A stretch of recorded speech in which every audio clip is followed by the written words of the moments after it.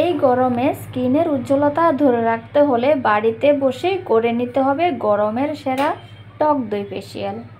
Hello everyone, সবাই কেমন আছো? আশা করি সবাই ভালো আছো।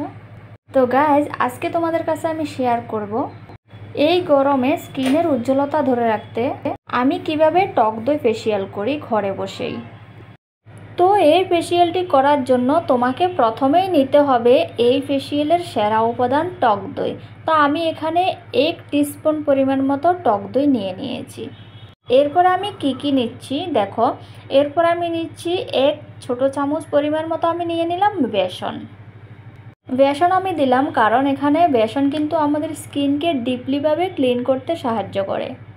যাদের ওপেন পোরসের সমস্যা আছে তারা কিন্তু বেসন দিয়ে রোজ ফেসটাকে ওয়াশ করতে পারো, তাহলে কি হয়, ওপেন পোরসগুলো কিন্তু পরিষ্কার হয়ে যায়। এরপর আমি এটার সাথে নিয়ে নেব মুলতানি মিট্টি তো গরমের জন্য খুবই ভালো উপাদান, কারণ এই গরমে আমাদের চেহারা খুব ঘামতে থাকে এবং তেল তেল ফিল হয়, তার ফলে কি হয়, চেহারার উজ্জ্বলতা নষ্ট হয়ে যায়। আর এই মুলতানি মিট্টি চেহারাতে মাখলে ত্বকের যে অতিরিক্ত তেল ওটা কিন্তু পরিষ্কার হয়ে যায়, তার ফলে ত্বকের উজ্জ্বলতা ফিরে আসে। আর ফেসের রিঙ্কেল দূর করে ফেসটাকে টান করতে সাহায্য করে এই মুলতানি মিট্টি। আর এই গরমে টক দইয়ের গুণের কথা তো বলে লাভ নেই। টক দই যেমন স্কিন কেয়ারের জন্য উত্তম উপাদান, তেমন কিন্তু আমাদের বডি কেয়ার মানে হেলথের জন্য কিন্তু খুবই ভালো এই টক দই এই প্রচণ্ড গরমের মধ্যে।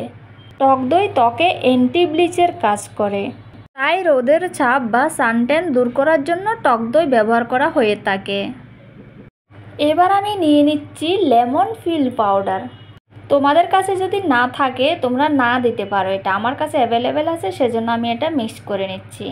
এটা আমি অনলাইনে অর্ডার করে এনেছিলাম, তোমরা চাইলে ঘরেও বানিয়ে নিতে পারো লেমন ফিল পাউডার।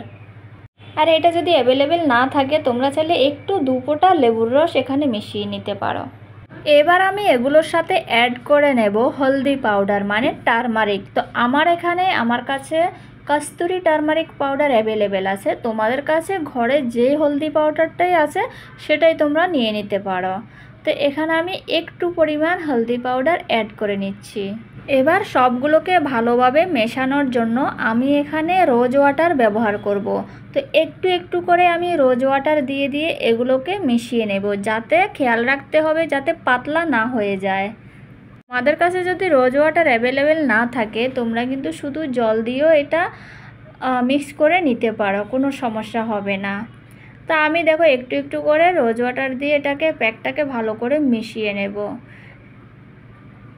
খেয়াল রাখতে হবে যাতে বেশি পাতলা না হয়ে যায়।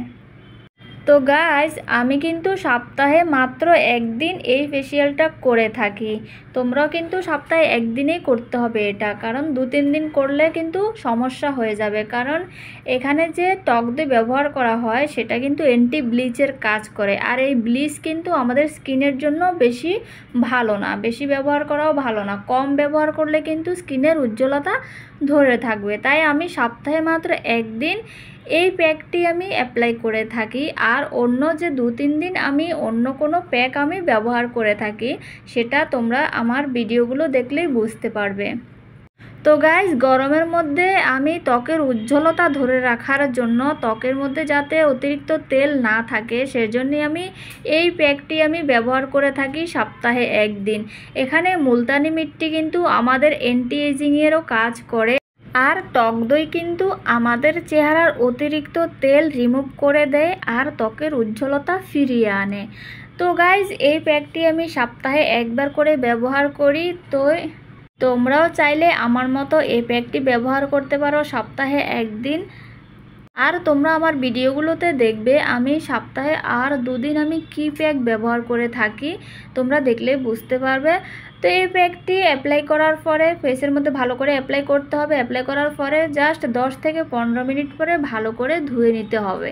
এরপরে একটা ময়শ্চারাইজার লাগিয়ে নিতে হবে। তো গাইজ, ভিডিওটা কেমন লাগলো? ভালো লাগলে অবশ্যই লাইক করে দেবে, আর চ্যানেলটা সাবস্ক্রাইব করে দিয়ে আমার ছোট্ট ফ্যামিলির সদস্য হয়ে যাবে।